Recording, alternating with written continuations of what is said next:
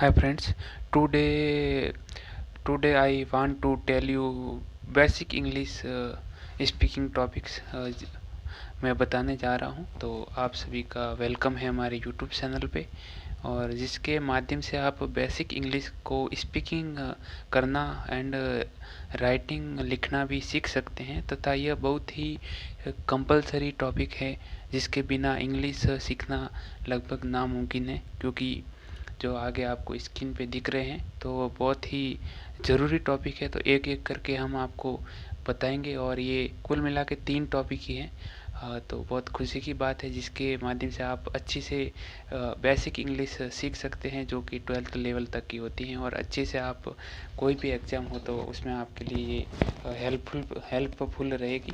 तो उसके लिए सबसे के अंतर्गत सबसे पहले आपको आर्टिकल्स सीखना होगा, जिसमें कि आपको दिख रहा है आर्टिकल ए एन और द का यूज करना किस प्रकार से यूज करते हैं उसके बारे में सीखेंगे।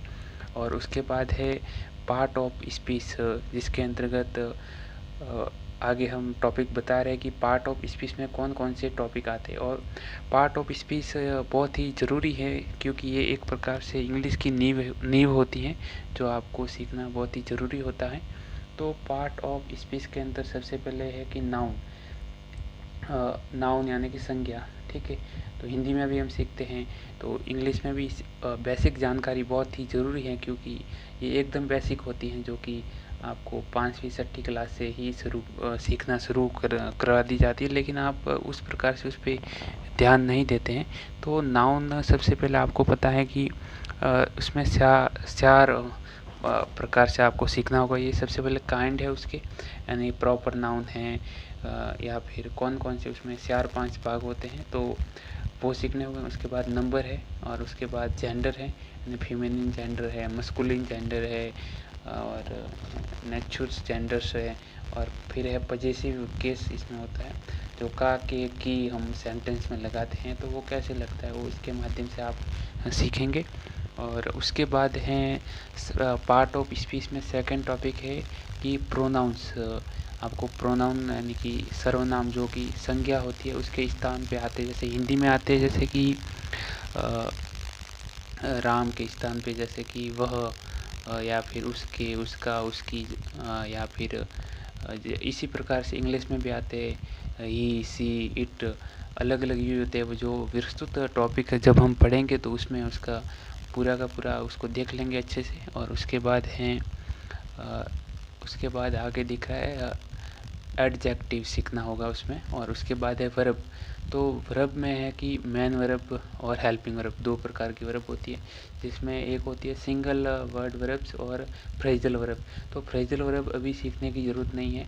सबसे पहले आपको सिंगल वर्ड वर्ब, जैसे कि 3 प्रकार की होती है, फर्स्ट, सेकंड और थर्ड फॉर्म होती है, और आईएनजी फॉर्म, वो आपको सीखने की ज़रूरत है।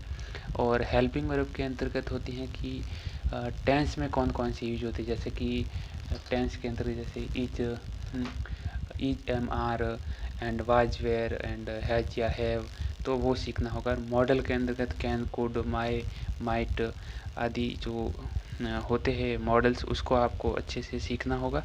और उसके बाद है आपको एडवर्ब। एडवर्ब भी सीखना बहुत ही ज़रूरी है, जो कि मतलब एक क्रिया की विशेषता बताते हैं, तो ये बहुत ज़रूरी है। और उसके बाद है प्रीपोजिशंस, जो कि इन कहाँ पे लगता है, ऑन कहाँ पे लगता है, उस प्रकार से आपको प्रीपोजिशन में जो भी होता है, एट कहाँ पे लगता है, तो ये सब इसी में आप सीखेंगे, जो बहुत ही ज़रूरी है।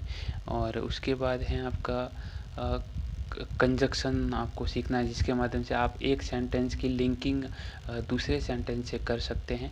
और मैं इसमें बहुत ही बेसिक तरीके से आपको सिखाने वाला हूँ, और मैं गारंटी के साथ कहता हूँ कि अगर मेरे साथ आप चलेंगे तो आप इंग्लिश 20 या 25 दिन में आराम से एकदम बोलना सीख जाएंगे, और लिखना भी सीख जाएंगे। तो वो हम धीरे धीरे आगे आपको और एक एक टॉपिक के बारे में भी बताते रहेंगे। तो कंजक्शन बहुत ज़रूरी है। और उसके बाद है इंटरजेक्शंस, जो कि मतलब ओ, नो वगैरह जो यूज होते हैं, अलग अलग वर्ड होते हैं जो हम जब भावना में होते हैं या फिर उस इमोशंस टाइप में होते हैं, तब वो हमारे मुंह से निकलते हैं, जैसे दुख होता है तो खुशी होती हैं, तो उस प्रकार से जो भी शब्द निकलते हैं वो इंटरजेक्शंस के अंतर्गत आते हैं। और उसके बाद एक आपका लास्ट टॉपिक रह गया है कि आपको ये लास्ट टॉपिक है आपका कि टेंस, ठीक है। ये सबसे मेन है आपका, ये तो इसकी एक नींव है। और उसके बाद एडवांस पे आपको तीसरा नंबर पे टेंस सीखना होगा। और टेंस के अंदर आपको पता है कि 4 प्रकार के टेंस होते हैं, जो कि 3 प्रकार के टेंस होते हैं। और उसमें 4 प्रकार के एक में 4 प्रकार पाए जाते हैं, 4 काल पाए जाते हैं। तो उसमें है कि पास्ट टेंस होता है और प्रेजेंट टेंस और फ्यूचर टेंस होता है। तो सबसे पहले प्रेजेंट के जैसे 4 भाग हो गए, इंडेफिनेट हो गया और कंटिन्यू हो गया, परफेक्ट हो गया, परफेक्ट कंटिन्यूज हो गया। ऐसे प्रकार से ही प्रेजेंट के भी होते हैं और पास्ट के भी होते हैं और फ्यूचर के भी होते हैं। तो इस प्रकार से 3 प्रकार के टेंस है और उसके 4 भाग हैं। तो कुल मिला के 12 टेंस आपके बन जाते हैं यहाँ पे और आप आराम से सीख सकते हैं। तो एक बार और हाँ, और उससे पहले मैं बोल देता हूँ इन टॉपिक को मैं विस्तृत रूप से हमारे चैनल पर पढ़ाने वाला हूँ, जिसमें कि उसमें बताया जाएगा तथा कुछ ट्रांसलेशन बुक भी मेरे पास हैं जो आपको हमारे टेलीग्राम चैनल पे मैं अवेलेबल करवा दूंगा।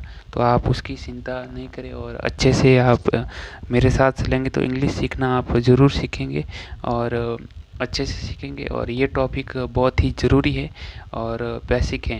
और उसके साथ साथ एक और भी है कि मैं सजेशन देना चाहूँगा, अब जितनी वोकैब है वो आप देखते जाइए, क्योंकि वोकैब भी बहुत ज़रूरी है। तो एक पार्ट चौथा और भी जोड़ लीजिए, क्योंकि लिखा नहीं है अंदर, तो वोकैब भी बहुत ज़रूरी है। तो ये कुल मिला के 3-4 टॉपिक है, आप अच्छे से करेंगे तो आप गारंटी के साथ मैं कहता हूँ कि आप इंग्लिश सीख जाएंगे। क्योंकि मेरा भी एक्सपीरियंस है, मैं भी इंग्लिश में काफ़ी कुछ किया है और काफ़ी सीखा है, आपको आगे बताऊंगा। ओके, थैंक यू, धन्यवाद।